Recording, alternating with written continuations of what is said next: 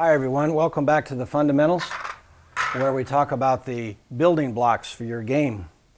In this segment we're going to talk about the closed bridge. In the last segment we talked about the open bridge, and don't ever be ashamed to use an open bridge. You'll see the professionals on television using an open bridge quite a bit.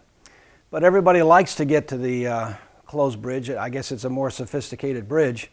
But whatever the case, you use your second finger. Your index finger is the one that you set up perpendicular directly across the shaft as much as possible. Don't set it up, talking this finger, don't set it up down the shaft. Set it up as sideways as you can. Turn your wrists, and then you take your first finger, your forefinger, and meet the thumb right on the knuckle. It could be slightly different depending upon your length of your fingers and so on, but basically it looks like this. And again, you have a tripod. 1, 2, 3. That's your tripod. That gives you a lot of strength down there. And once again, if it's done properly, you should not be able to see any of your flesh moving back and forth, and the bridge should be real solid. You should be able to move your cue back and forth without any resistance. Now, one more time, you can set your bridge up before you even get to the table. Come down, perpendicular to your direction, and you're ready to shoot. Remember to keep your bridge 6 to 8 inches. Don't get too far back.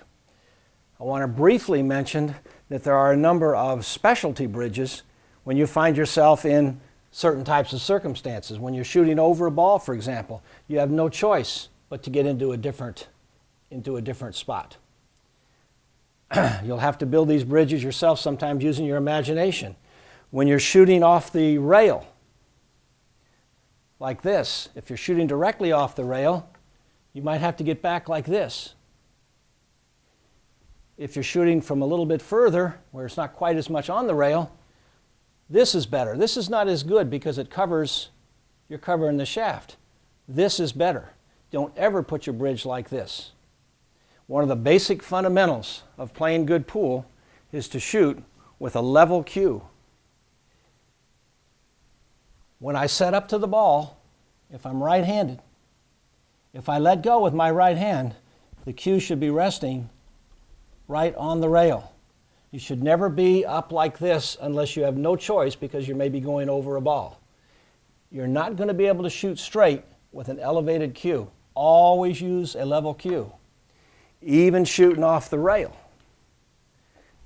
get as level as you can. If you miscue a little bit, then come up slightly, but stay as level as you can.